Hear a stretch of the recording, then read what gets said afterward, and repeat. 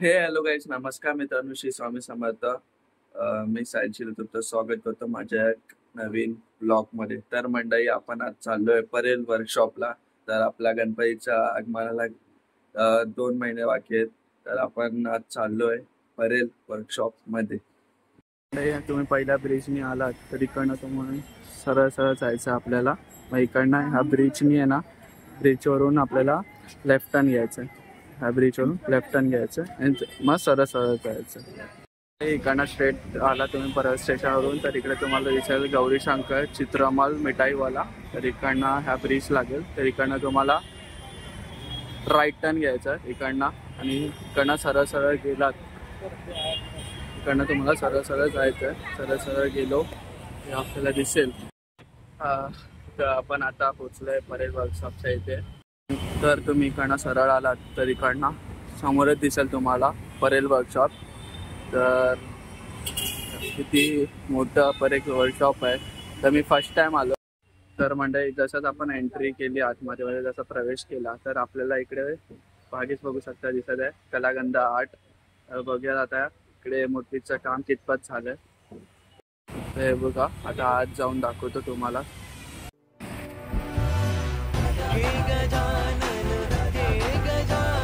मंडळी, आपण कलागंध आर्ट्समध्ये गेलेलो आणि तिकडे मूर्त्यांचं शूट करवतो. पण दादा ओरडला कारण की आता जे मूर्त्या आहेत ते म्हणजे अपूर्ण आहे, म्हणजे काम कम्प्लीट नाही झालं. तर ते बोलला की काम कम्प्लीट झालं तर झाल्याशिवाय म्हणजे शूट वगैरे करून मला, कारण की नेकेड मूर्त्या असतात त्या दादाला त्या आवडत नाहीत.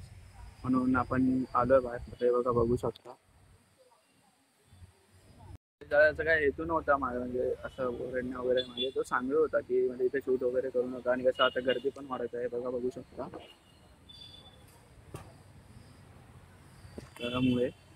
त्यामुळे कदाचित जरा होतं.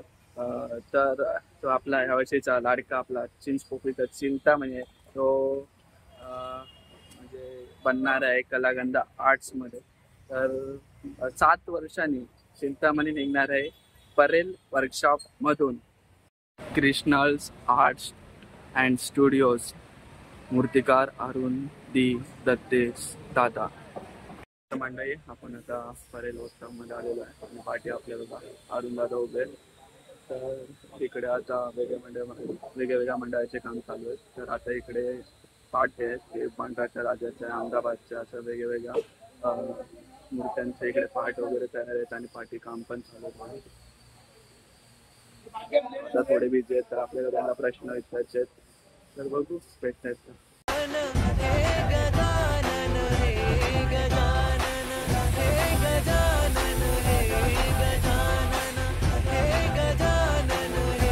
आपण आता अरुण दादाला विचारलं की आपल्याला जरा प्रश्न विचारायचे, तुम्ही उत्तर द्याल का. तर ते हा बोलले. तर दादा आता बोललेत की ते मूर्तीचे जरा हात त्यांना फिक्स करायचे. तर मग ते पहिला करतो, मग त्यानंतर तुम्हाला तुमच्या प्रश्नाची उत्तरे देतो.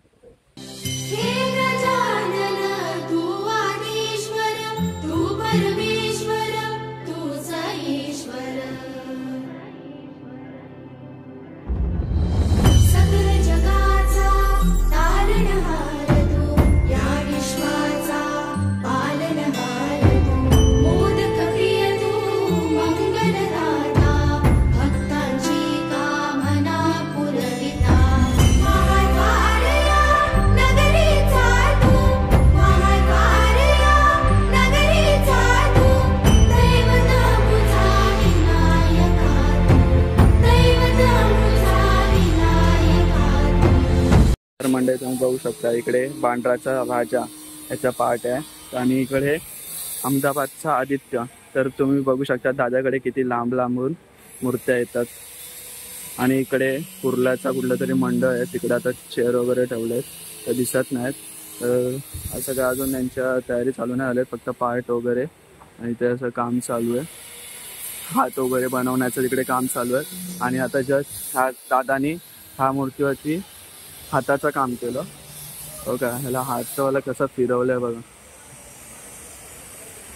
आणि हा बाप्पाचा पण हाताचं वगैरे काम केलं आणि सुंडाचं काम केलं. हो का. तर दादांनी इकडे एक सुंदरसा असा गणपती बाप्पाचा फेस बनवलेला आहे. तर हे जे फेस बनवलं आहे ते चिंतामणी रूपात बनवलेलं आहे. तर आपल्याला जे वरती असतात आपले बाप्पा म्हणजे 22 फुटावरती, 25 फुटावरती, 30 फुटावरती, तर आपल्याला एक अंदाज नाही की कसं आपल्या बाप्पांचं रूप असतं किंवा कसे त्यांचे डोळे वगैरे किती सुंदर असतात म्हणून ते बनवलेलं आहे. तर मंडळी आपण आता आलो आहे अरुणदादाच्या वर्कशॉपवर. तर बघू शकता अरुणदादा आपल्या पाठीच आहे. तर आपण आता त्यांना थोडासा प्रश्न विचारूया. बघूया आता दादा त्याचं उत्तर देत आहेत की नाही. चला. नमस्कार दादा. नमस्कार. तर माझं एक छोटंसं यूट्यूब चॅनल आहे. तर मला तुम्हाला काहीतरी प्रश्न विचारायचे आहेत. तर जेव्हा तुम्ही मूर्ती घडवतात आपल्या बाप्पाला तुम्ही आकार देत असतात तेव्हा तुमची फिलिंग काय असते तुमच्या मनात? गणपती बनवताना आपली एकच फिलिंग असते मनामध्ये की आपण त्याला एक भक्तिभावने श्रद्धेने तो गणपती बनवावं आणि लोकांचं जो काही प्रेम आहे त्या मूर्तीवरती आपल्यावरती त्यांचा जो विश्वास आहे आपल्यावरती तो विश्वास कुठेतरी कायम राहावा आणि आपला गणपती सुंदर व्हावा ही जे मनात प्रश्न असतो. आणि प्रत्येक मंडळांनी एक वेगवेगळे चित्र दिलेले असतात आपल्याला, स्केच दिलेले असतात. त्या स्केचप्रमाणे होऊन किंवा त्या स्केचपेक्षा चांगली मूर्ती होऊन हा जे आपण मनात ध्येय ठेवतो आणि गणपती बनवतो. तर तुम्ही लहानपणी जसं मी ऐकलेलं की सायन टू परेल वर्कशॉप तुम्ही चालत यायचा, तर मग त्याच्याबद्दल फिलिंग काय आणि आताची फिलिंग काय? एक वेळ अशी होती की माणसाची होता परिस्थिती असते किंवा वेळ असते. आम्ही खूप लहान होतो आणि साधी परिस्थिती पण आमची नसेल तर त्यावेळेला यायला आपल्याकडे पैसे नसायचे, जेवायला खायला काही नसायचं. तर एखादा आम्ही वेळ काढून शाळा सुटली तर मी आणि माझा मित्र आम्ही तिकडनं चालत इथपर्यंत यायचो लालबागमध्ये. आणि जेव्हा कामाला आलो खातूनकडे तेव्हाही बऱ्याच वेळा पैसे नसतानासुद्धा मी चालत आलेलो. आणि असा तर आपला प्रवास होता त्यावेळेला. आणि पण ते दिवस राहिले नाही आहे. आणि आपण एवढी मेहनत करून बाप्पाच्या कृपेने इथपर्यंत आलो आहे. आज देवाच्या कृपेने आपण चांगल्या ह्याच्यातून येतो जातो प्रवास करतो. तर ते अभिमानास्पद होतो की आपण एका काही या जो वेळ होता त्या वेळ आपण चालत यायचो आणि आज आपण चांगल्या गाडीने येतो. तर एक आनंद वाटतं की बाप्पाने आपल्याला इथपर्यंत पोचवलं. आणि म्हणून आज बाप्पासोबत बाप्पा आपल्यासोबत आहे, आपल्या पाठीमागे उभा आहे. त्याच्यामुळे आपण इथपर्यंत येऊ शकलो एवढंच बोलायचं. आता मागच्या वर्षी जशी तुम्ही ट्रेडमार्क मूर्ती बोलतात एक जशी परेलचा महाराजा बनवलेली, यावर्षी असा काय प्लॅन आहे? कुठल्या ट्रेडमार्क मूर्ती आहेत तुमच्या?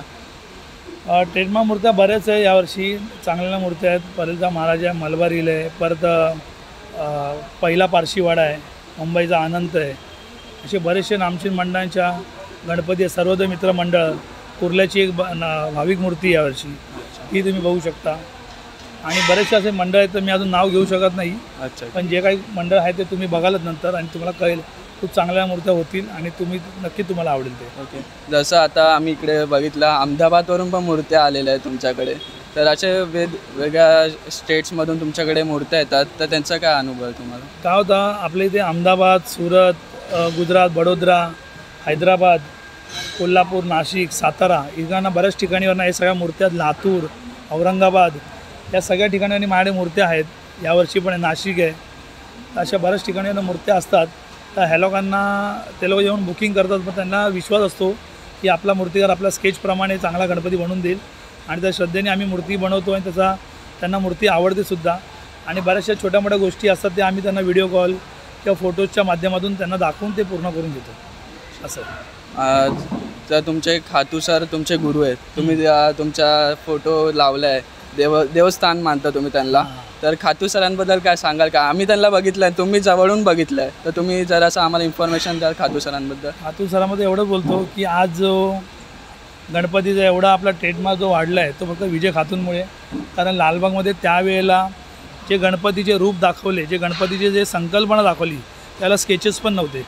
पण तरी पण जे रूप दाखवले वेगवेगळे असे रूप दाखवून गणपतीला ज्यांनी उभारलं, ज्यांनी साकारलं ते होते विजय खातू. आणि त्यांच्यामुळे आज आपल्याला त्या गणपतीचा क्रेज लागला. आपल्याला नाही, अख्ख्या उभ्या महाराष्ट्राला तो गणपतीचा क्रेज लागला. आणि तेवढे गणपती आपल्याला बघायला मिळायचे ते या परेल वर्कशॉपमध्ये. आणि ते पण खातूंच्या कारखान्यात. त्याच्यामुळे एवढे गणपती कोणत्या कारखान्यात नव्हते, खातूंच्याच कारखाने होते. त्याच्यामुळे तो क्रेज वाढत गेला. आणि मी लहानपणापासून इथे येऊन आज माझ्यासारखे जे लहान पोरं मी बघतो त्यांच्यात मला माझं माझं चित्र दिसतं की मी एक वेळ यांच्यावर का यायचो आणि खातू सणामध्ये बोलायला गेलं तर बरंच काही आहे, वेळ पुरणार नाही ते तर आपल्याला. आहेच. पण एक आहे, त्यांनी जो ट्रेडमार्क आणला, त्यांनी जे गणपती दाखवले, आज त्याच्यावरती आपण चालू आहे आणि ते माझे गुरु असल्यामुळे त्यांचा फोटो माझ्या ऑफिसमध्ये असतो. पण कुठेतरी तरी एवढा मोठा कारखान्यामध्ये त्यांची उणी भासते आपल्याला की आज जर ते असते तर त्यांचा कारखाना असता इथे तर ते एक चित्र काहीतरी वेगळं असतं आणि आपला काहीतरी नवीन बघायला मिळालं असतं. आणि आजच्या तारखेमध्ये अजून त्यांच्याकडून मला काहीतरी अजून भरपूर शिकायला मिळालं असतं. आणि परेल वर्कशॉपमध्ये येऊन तुम्हाला कसं वाटतं, मेन प्रश्न?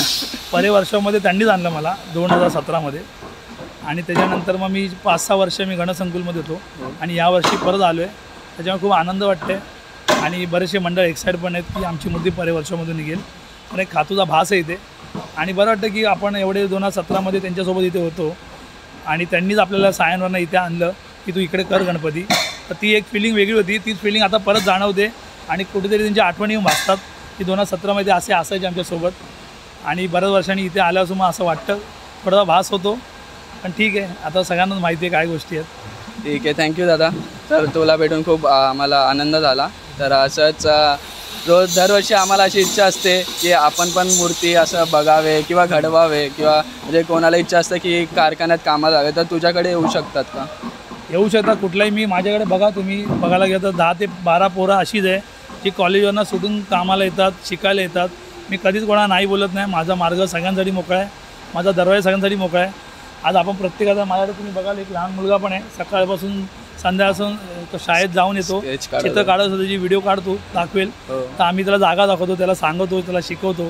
तो मूर्त्या आपण स्केचेस काढत असतो, दिवसभर इथेच बसतो.